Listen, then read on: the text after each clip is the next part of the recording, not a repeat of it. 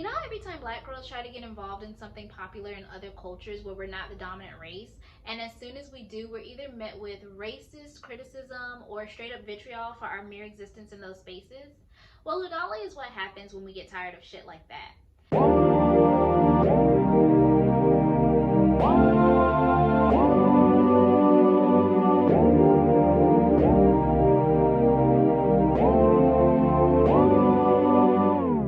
In the mid 2000s, there was a sudden boom in Western intrigue in Eastern culture, particularly Japanese and Korean culture. This was thanks to the rise of social media sites like MySpace, Facebook, and Twitter, which allowed Westerners to have access to things like anime, Korean dramas, K pop and J pop, and popular Asian fashion. Fashions like uljung, a Korean term meaning best face or cute face, and garu, the Japanese pronunciation of the word gal, short form for girl, an eclectic Japanese style with many, many, many variations and subcategories. Although these new interests were popular online, they were still largely unknown by mainstream Western audiences. And with Western interest in these newfound discoveries came a desire to learn more and get involved in communities with other people who also shared their tastes in fashion, music, and anime. Hence, online blogs, websites, groups, and forums were formed for Westerners and Easterners alike to share their pictures, videos, thoughts, etc. But like so many things, certain members of these new groups were ostracized and alienated from being able to participate in the fun comfortably.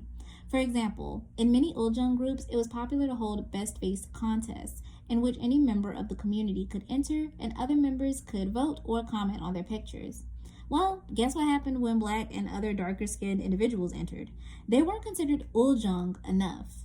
White and Asian members alike would criticize the black and brown entrants for not having the right nose size, bone structure, mouth shape, or skin tone. They would tell the girls they weren't uljung enough, pretty enough, or cute enough.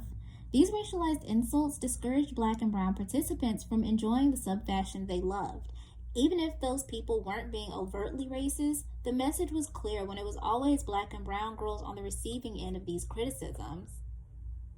Some would straight up just say that black girls couldn't be uljung, and the people who were praised for being the cutest or winning the best face contests, mainly Asian and white people.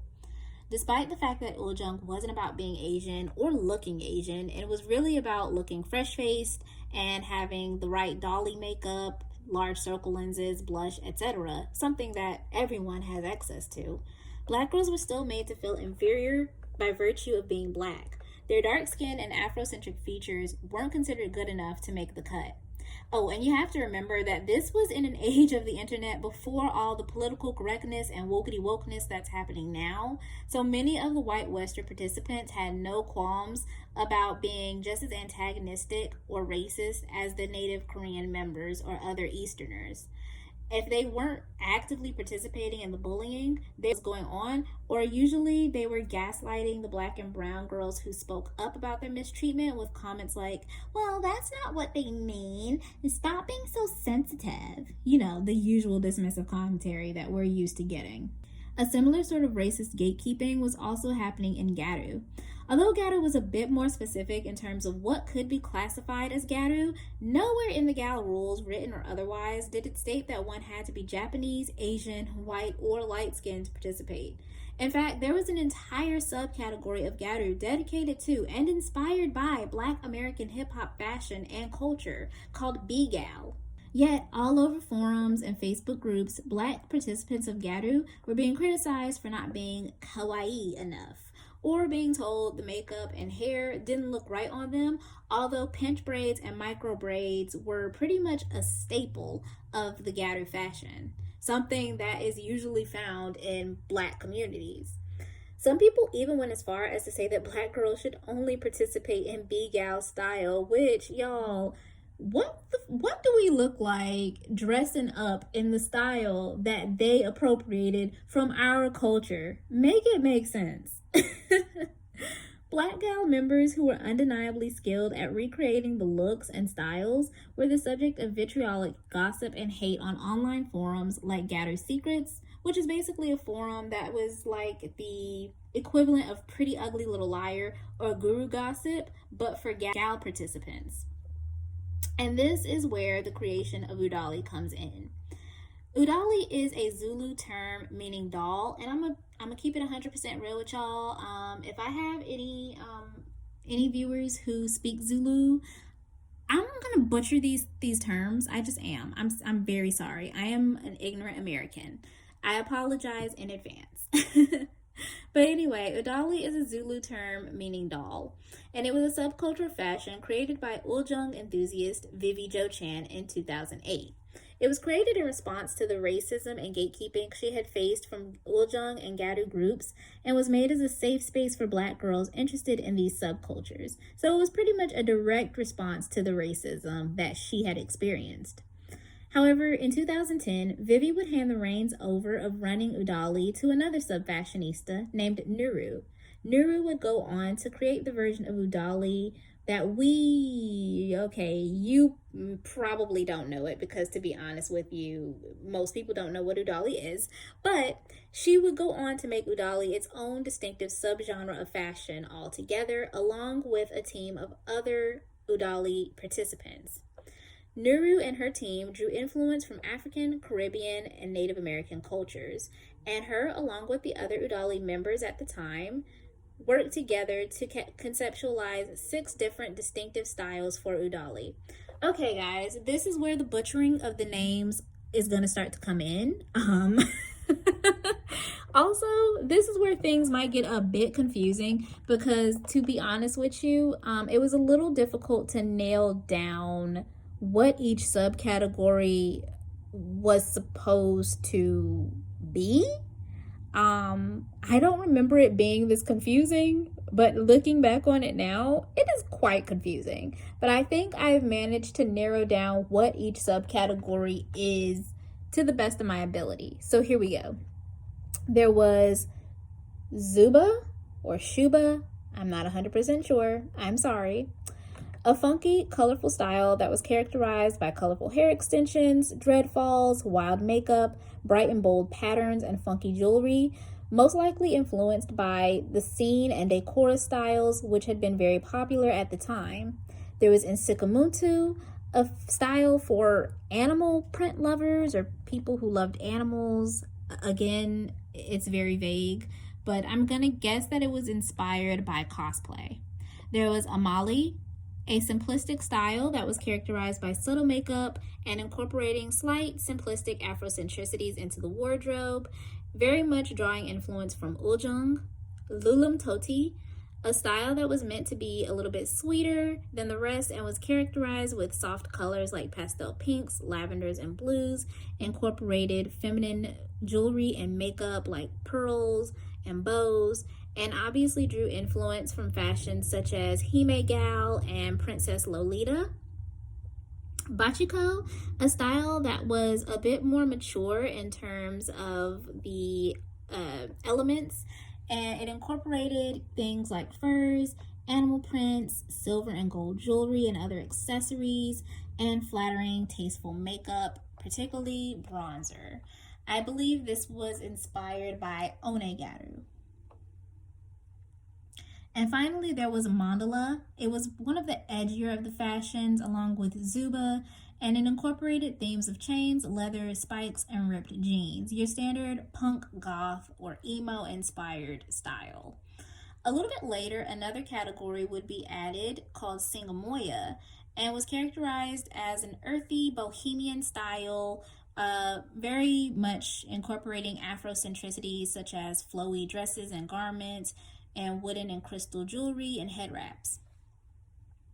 Looking back on it now, it does feel very weird to have such a structured set of rules and regulations for fashion and what is considered categorized as that fashion, and it feels weird, especially in this day and age where being your own individual self and self-expression is very highly encouraged. I mean, it's very much a 2020s thing to be yourself and do your own thing.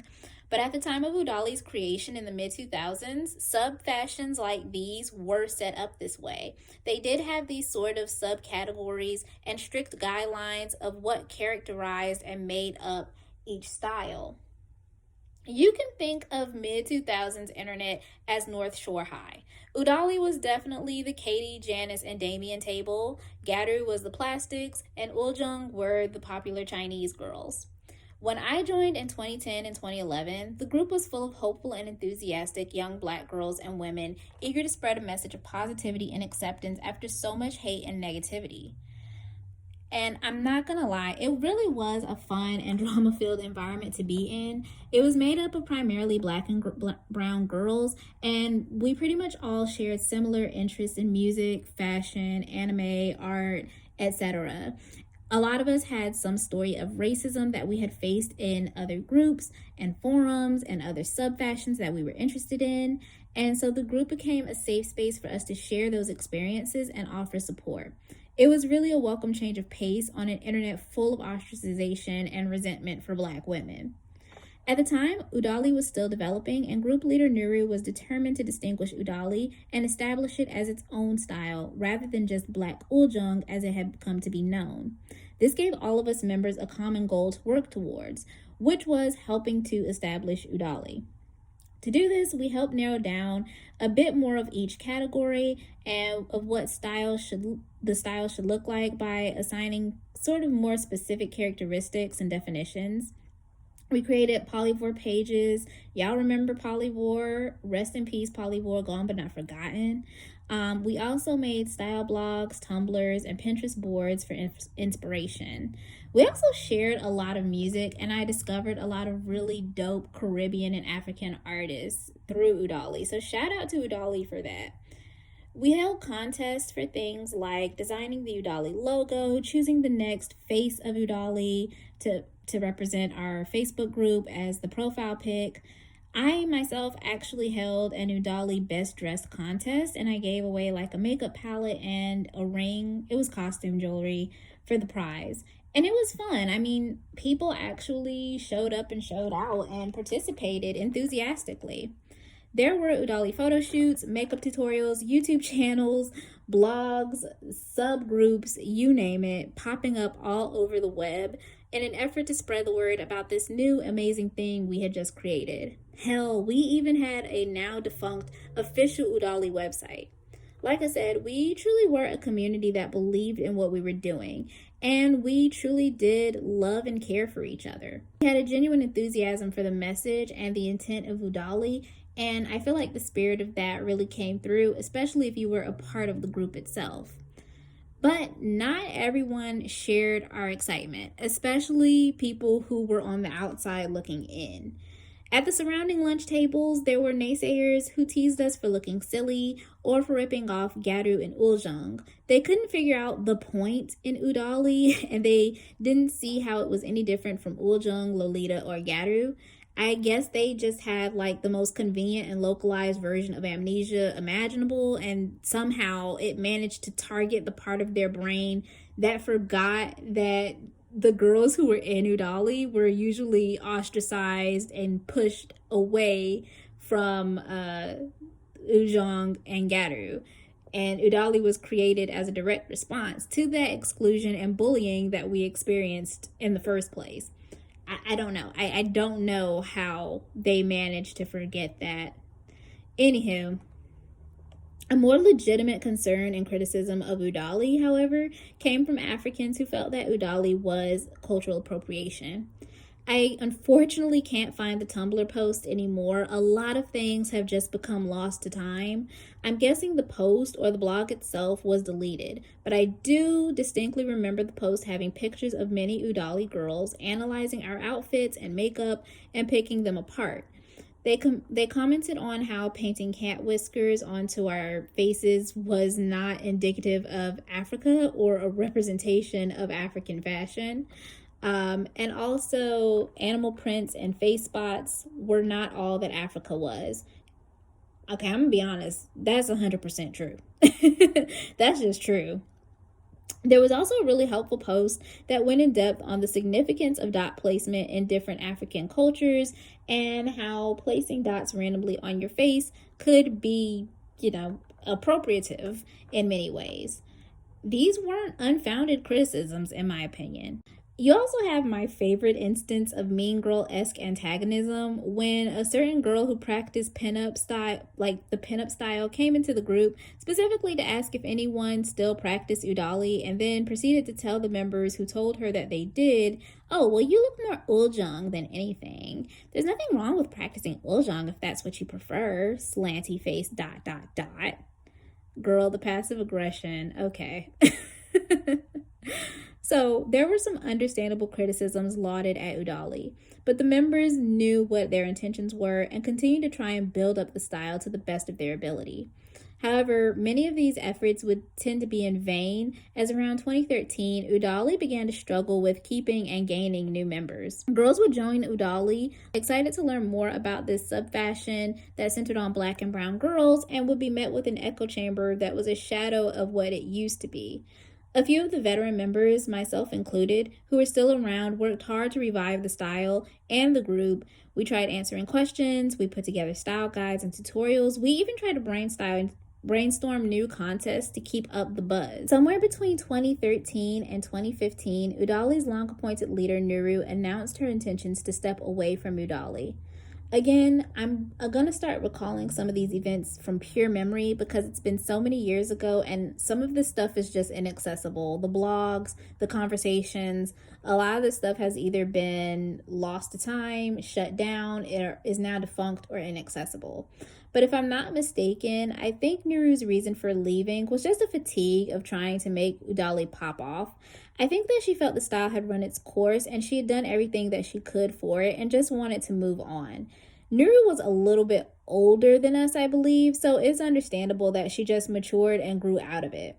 She did offer to hand the reins over to anyone wanting to take over. In about 2016, I believe Udali was handed over to one of the members named Carmen, and she took over from there. Unfortunately, this is where my memory completely fails me because not long after, I pretty much permanently stepped away from Udali in 2016 when I went off to college.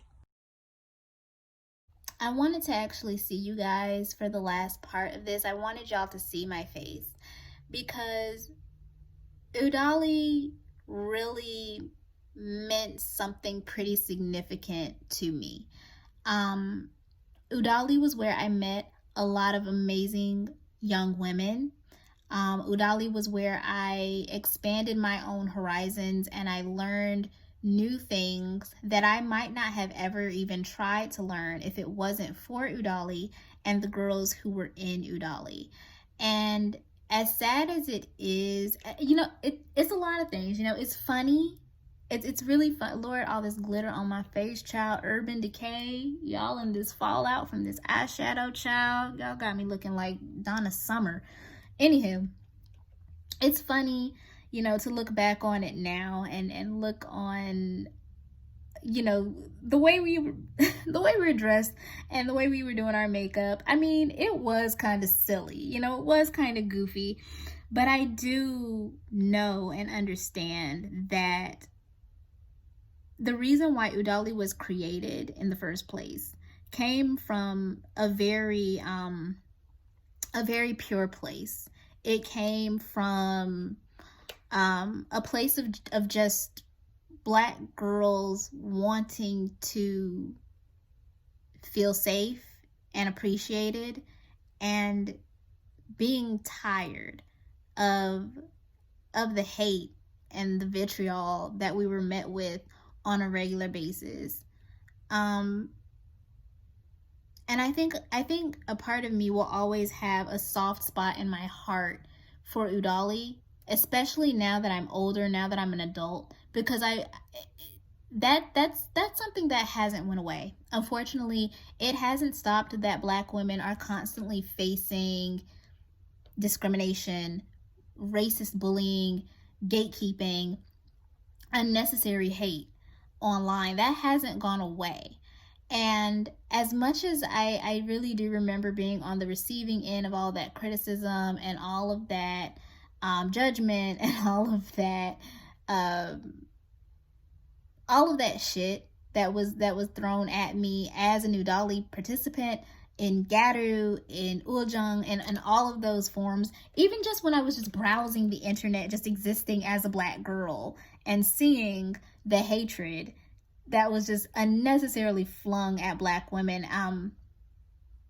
I have this soft spot in my heart for those young girls, for those young women that we were just trying to do what other people are able to do on the internet and just exist, just having fun, exploring new fashions and new things. And I really do admire the fact that we really was out here creating a whole fashion. We might have gone about it the wrong way. We might have been vague as fuck. We might not have had, our shit together, but we were really out here trying to create something new. And in a sense, I think we were a little bit ahead of the trend, because right around that same time, the natural hair movement was taking off. The carefree Black girl movement was taking off, if anybody remembers that. And now we have settled on the Black girl magic thing. So in a sense, Udoli was a little bit ahead of the trend in creating this sort of Black girl centric empowerment. And I will always look back on my time with Udoli with a sort of fondness and a sort of sympathy, because it really was, you had to be there to understand just how special Udoli was and just what an experience Udoli was. So I hope that you guys learned something from this. I hope y'all got something out of this. I hope that you learned just a little smidgen, a little piece of forgotten Black American history as we look back on this now defunct as fashion trend that is completely dead, was such a flash in the pan, was such a product of its time, and will probably never be replicated and doesn't need to be replicated. Udoli should stay exactly where and when it was. Oh, and one thing I'm going to try to do, I'm going to try to actually, in the future, because it's going to take some time, I'm going to try to actually do a little Udoli lookbook and try to do sort of a little fashion show of what I feel like, how I feel the different Udoli categories would look now in the 2020s. But that's going to take some time because I don't, my style doesn't look the same. Oh God, that sounded horrible. Anywho, my style doesn't look the same as quite a few of the categories of Udoli, so that might be something that we do down the line just for fun. I hope that you guys enjoyed this video. Let me know, do you remember Udoli? Better yet, were you in Udoli? Can you shed some light on anything? Can you add to anything in the video that I may have missed out on? I would love to know your thoughts. So let me know in the comment section below. Like and share this video if you enjoyed, and if you want to see more of my videos, make sure to subscribe and hit the notification bell so that you can be updated when I post new things. And until next time, you guys, deuces, silly gooses.